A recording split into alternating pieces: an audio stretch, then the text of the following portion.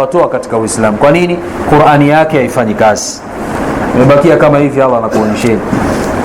Qur'ani kama hivi, basi mtu akiingia masjid pale amekaa anaona hivi nyewe mnaswali saa ngapi? Tunaswali saa 10:30.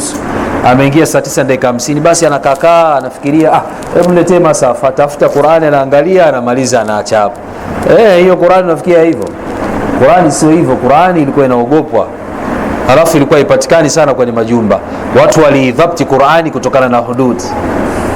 Amiri al-Mu'minin Umar aliletewa mwizi pale, sari kwa ameiba. Akamuuliza, akasema kuna Baitul Mal. Amir Umar radhiyallahu anhu yeye ndio alianzisha Baitul Mal. Hamna mtu ambaye alikuwa na kipando. Allahu akbar. Lakini sasa hivi Muislam shekhe, baskeli ukitazama mpaka rangi si alivyo, imepauka, asema ana jamaa. Umar radhiyallahu anhu akaletewa mwizi pale, kabla ya kumkata mkono akamsomea wasari kafaqta aidiyahum. Jamaa akasema, ya Amir al-Mu'minin, unataka kunikata mkono kwa kadari ya Allah? Akakimbilia kwenye kadari ya mimi nimeiba kwa kadari ya Allah. Umar akasema, huyu amesema kadari, amestadil masaili ya qadar, haijuzu kutolea dalili qadar. Lete istighfari baadaye ndio useme hii ilikuwa ni kadari ya Allah. Lakini hapo kuna hadi, umeiba, umeshikwa, unasema kadari ya Allah. Umar akasema, maongezeni bakora 40 kwanza, amesema uongo. Maana tumia jambo ya kadari wakati sehemu ambayo amefanya sawa ni kadari, lakini haipasi mtu muovu kutoa dalili ya kadari. Kwa hiyo akapigwa bakora 40, kisha akakatwa na mkono, na akasema, na sisi tunakuchapa na kukukata mkono kwa kadari ya Allah tabaraka wa taala. Angalie ndugu zangu. Kwa hiyo kadhi atamsomea ile hukumu vizuri kwa mahaba, au chani hata nguo yake, mtamkunja vizuri, weka hapo, atafungwa macho kidogo, manake mkono atauona unaenda. Allahu akbar, atakatwa mkono ule. Kwa hiyo tunamtaka amiri ambaye anahukumu watu kwa sheria za Allah tabaraka wa taala. Wale ambao usijali sura yake wala alivyo, yeyote asiyehukumia kwa sheria za Allah tabaraka wa taala ni kafiri, kama alivyosema Allah katika suratul Maida aya nambari 44. Allah anasema, waman lam yahkum bima anzala Allahu faulaika humul kafirun. Yeyote asiyehukumia Qur'ani na sunna za Mtume sallallahu alaihi wasallam, maana sunna ni wahi wa pili, huyo ni kafiri. Wa ghayruha min al-adilla, na dalili zimekuja nyingi sana. Wa mudhamu haulai yad'auna al-islam, na viongozi wengi katika miji ya Kiislamu yad'auna ala al-islam, wanasema kuwa wao ni waislamu. Faum bil kufri saru murtadin, na wao kutokana na ukafiri basi watu wao wamekuwa ni murtadun. Kwa hiyo viongozi wengi yad'auna al-islam, wanasema wao ni waislamu. Fahum bil kufri saru murtadin, kutokana na ukafiri wao wa kutokuhukumia raia kwa sheria za Allah tabaraka wa taala, wamekuwa ni makafiri ambao ni murtadi. Wal haqu anna haula, na haki kwamba hao alhukam au wenye kuwahukumia watu maraisi na nini, ma hukmihim bighairi ma anzala Allah taala, na hizo hukumu zao ambazo azukani na Qur'ani na Sunna, yusharri'una linnasi ma yashauna min alahkami, wanaweka sheria zao wanavyotaka wao wenyewe, lakini sheria hizo si za kitabu cha Allah subhanahu wa ta'ala wala sunna za Mtume sallallahu alaihi wasallam. Fahum qad nasabu anfusahum arbaban wa aliyatan, wao wenyewe nafsi zao wamezinasibisha kwamba ndio wamechukua rububia, kwamba ndio walezi wetu. Kwa maana gani? Wao ndio wametuumba sisi, ndio wanatuwekea sheria. Huu ni ukafiri. Mtu yoyote anayedai rububia kafirun murtad in kana muslim. Ikiwa ni Muislamu atakuwa ni kafir aliyetoka katika Uislamu, akiwa ni kafiri atabaki katika ukafiri wake mutlak. Kwa hiyo hukumu ni zile za Allah tabaraka wa taala peke yake. Kwa hiyo wanawekea watu sheria linnasi min duni llahi tabaraka wa taala, wanawekea watu sheria kinyume na sheria za Allah. Huo ndio ukafiri wao kwa hukumu, hata kama wanasali. Kama qala Allah taala anhum, kama alivyosema Allah azza wa jalla, am lahum shurakau sharau lahum min ad-din ma lam ya'dhan bihi Allah. Am lahum shuraka, Allah anatuliza hao watu, yani sisi tuna shuraka, tuna washirika. Sharau lahum min ad-din, wametujalia hukumu hizi sheria tufanyie kazi, tuache sheria za Allah ambazo yeye akutoa idhini kwa hayo masheria yao, makanuni yao. Manake tayari wanatuwekea kanuni, tayari wametoka katika Uislamu. Nenda kaangalia katika surati Shura aya nambari 21, angalia kwa Ibn Kathir na wengine, Allah atakufahamisha tafsiri yake kwa uzuri. Waqala Allahu ta'ala, na Allah subhanahu wa ta'ala anasema, itakhadhu ahbarahum wa rubanahum arbaban min dunillah, wamewafanya ahbarahum, wana wachuoni wao, wa rubanahum, nao makasisi wao, arbaban, kwamba wao ndio walezi wao, min dunillah, walezi wao kivipi? Ndio wanaweka kanuni na wanaondosha kanuni, wanaamrisha na kukataza. Sisi anayetuamrisha na kutukataza ni Allah subhanahu wa ta'ala peke yake, na sio watu. Ukifata maamrisho ya mtu kama wewe ukamtii, na wewe umekuwa ni murtad, umetoka katika Uislamu. Hii ni sura Tauba aya nambari 31, wabidhalika la wilayati lilmurtadi. Kwa hiyo tunasema hivi, hakuna taa, hatuna kiongozi ambaye ni murtadi, hatuna. Ala almuslim kama annahu la wilayata likafir ala muslim, hakuna kiongozi ambaye tunampa sami wa taa amekusharitadi, hatuna kiongozi huyo. Nazungumzia sharti mbili za ijamaa. Sharti ya kwanza ni kuwa tumemaliza. Sharti ya pili ni imara, ambaye ni amiri ambaye yapasa sisi kumtii. Maamiri hawa wanaokaa katika nyumba za wakfu wakizungumza jihadi katika hutuba, tena wakuzungumza vizuri, wale mabosi wao ambao wana hati miliki za nyumba za wakfu waambie, wewe shehe, tutakutoa katika nyumba hii. Shekha anababaika, alafu anaambia basi usirudie tena, anabadilisha dawa, anafundisha takwa. Amiri anakuwa amiri ambaye atawahukumia watu kwa sheria za Allah tabaraka wa taala, ndio amiri ambaye sisi tumsema. Kwa hiyo hakuna kumfanyia bei ya murtad, hata kama anasema yeye ni Muislamu. Amesharitad. Allah tabaraka wa taala ameharamisha ulevi, yeye anahalalisha na kutoa vibali. Amiri wa nani? Inna lillahi wa inna ilaihi rajiun. Bado wasema huyu amiri wangu. Tumekosa maamiri jamani, kwa kuwa sisi ni madhaifu, tunayaangalia mambo yanavyokwenda, lakini solution ipo biidhnillahi subhanahu wa ta'ala.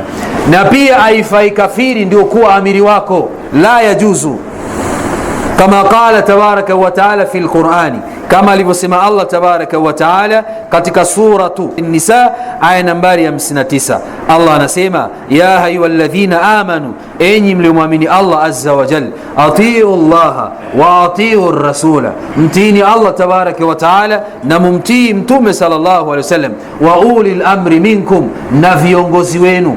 Ma maana kalimatu minkum? Hii minkum maana yake nini? Faqaulu ta'ala minkum, ndugu zangu wa thanawiyat, ndugu zangu wa mutawasita, ndugu zangu wa ibtidai, Allah subhanahu wa ta'ala amejalia mnaweza kudiriki masaili aya kwa uzuri. Angalieni maneno yalivyokuja ya Allah subhanahu wa ta'ala juu ya kuelezea ni nini maana ya minkum.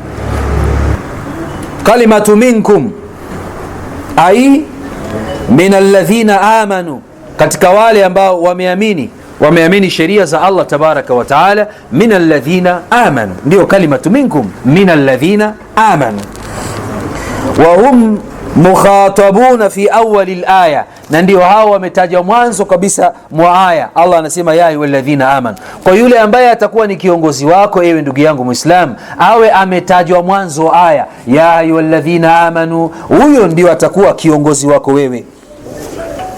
Fala yajuzu an yumakkana alkafira min alwilaya, wala ijuzu kumweka kafiri katika uongozi, aijuzu. Wariyasa ala almuslim, au katika uongozi au raisi juu ya Muislam, aijuzu. Wa muqtadhi alimara, na kwa ujumla tunapozungumzia imara kwa maana ya uongozi tunakusudia taatul amiri, ni kumtii yule kiongozi. Maana ya imara ni kumtii kiongozi. Wala yajuzu ta'at al-kafir, wala yajuzu kumtii kafiri, aijuzu. Wala yajuzu wilayatahu ala muslim, wala yajuzu kafiri kumtawala, kafiri kuwa kiongozi wa Muislam. Wala yajuzu kwa Muislam kumuita kafiri boss, haijuzu. Boss kafiri haijuzu, haijuzu. Wala yajuzu, wala haijuzu kumtii kafiri, isipokuwa ukimtii kwamba hii nimetii Qur'ani na Sunna, lakini yeye tu mutlak, wala haijuzu. Kama qala Rasulullah sallallahu alayhi wasallam, kama alivyosema mtume sallallahu alayhi wasallam, mimma rawahu Daraqutni, katika hadithi ambayo amepokea al-Imam Daraqutni wa ghayruhu an Aid ibn Amr radhiyallahu anhu qala, anasema sahaba huyu, qala Rasulullah sallallahu alayhi wasallam, amesema mtume sallallahu alayhi wasallam, al-islamu ya'lun wala yu'la, Uislamu uko juu siku zote wala hakuna kitu kitakuwa juu. Tukizungumza watu, vitu, Uislamu ya'lu, Uislamu ndio uwe juu. Liudhihirahu ala dini kulli, wewe ndio utoe amri, uamrishe, ukataze, kwa sababu wewe ndio una Qur'ani. Vipi Muislamu yuko chini atawaliwa na kafiri? Kwa hiyo hata sisi hatuna maamiri, hatuna viongozi hawa. Wal imaratu uluun, na uimara, uongozi ni jambo la juu, uongozi ni jambo la juu. Fala yajuzu an ya'lu al-kafiru ala al-muslim, aipasi kafiri ndio akawa kiongozi juu ya Muislamu, kwa sababu uongozi ni jambo la juu. Wa hadha al-maana yustafadu aidan min qawlihi ta'ala, na maana hii inapatikana faida yake kutokana na kauli ya Allah subhanahu wa ta'ala katika surati Tauba aya nambari 40. Allah anasema azza wa jalla, waja'ala kalimata alladhina kafaru sufla, na tumejalia maneno, uongozi, mambo ya makafiri kuwa chini. Wa kalimatullahi hiya al-ulya, na maneno ya Allah, Qur'ani, Waislamu ndio wawe juu. Ikiwa sisi tunadafi Qur'ani, lazima tuwe juu, na makafiri lazima wawe chini, lakini baada ya kuwa na kuwa na imara, kama zilivyokuwa sharti mbili muhimu na sisi tumezitaja.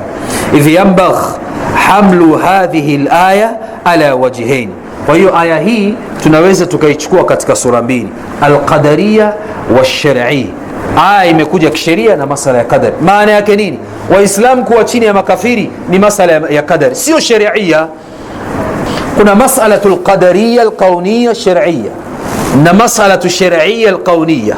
Allah subhanahu wa ta'ala amejalia sisi kuwa chini ya makafiri, sio sheria ya Allah tutaka hivyo. Sheria ya Allah tabaraka wa ta'ala yatutaka sisi Waislamu tuwe juu, lakini masala ya qadar, na qadari unaizuia kwa qadar. Ukiona kafiri anakuwa juu na kweli amekuwa juu, hii ni qadari. Qadari inaondosha kwa qadari. Kuwa na jamaa, tengeneza raya, alafu mfate, utaona tu qadari nyepesi, Allah anamtoa na wewe unasimama katika qadar. Allahu akbar. Inshallah hii ni muktasar. Inshallah tutauliza man humu jamaa katika hutuba ambayo tutakubaliana na ukuja ni kina nani jamaa. Tuone Mwanza, Tanzania, jamaa iko wapi? Mimi sijaiona jamaa. Kwa hizi istimbati za kisheria, Mtume sallallahu alaihi wasallam atuambie jamaa ni nani. Inshallah tuishie hapa kwa leo. Tumesoma takribani mambo yafuatayo. Tumesoma jamaa kilugha, kisha tukasoma jamaa kisheria, kisha tumesoma dalili za kuonyesha jamaa ni wajib, na mwenye kukhalifu jamaa ni kafiri, atauawa pia tumeona. Kisha tumesoma sheria, shuruti za jamaa pia tumeziona, tumekwenda alhamdulillah. Na kisha tumeangalia hiyo kuwa katika moja ya shuruti za jamaa, hiyo kuwa aliyoikusudia Allah ni ipi, na yenyewe tumeisoma. Kisha tumemalizia kuona ni amiri gani aliyekusudiwa katika sheria ya Allah subhanahu wa ta'ala. Sisi tumfanyie sam'i wa taa kama alivyotuamrisha Mtume sallallahu alaihi wasallam. Inshallah tusimamie hapa. Jazakumullahu khair, barakallahu fikum, wa akhiru da'wana alhamdulillahi rabbil alamin. أكثر من في الأرض حيارى صاروا للشهوات أسارى. أكثر من في الأرض حيارى صاروا للشهوات أسارى. سجدوا للطاغوت جهارا عبدوه من دون الله. سجدوا للطاغوت جهارا عبدوه من دون الله. بلغ عني يا أبتاه أني أبغي وجه الله. بلغ عني يا أبتاه أني أبغي وجه الله. إن أرضى الكفار أناس فمرادي أن يرضى الله.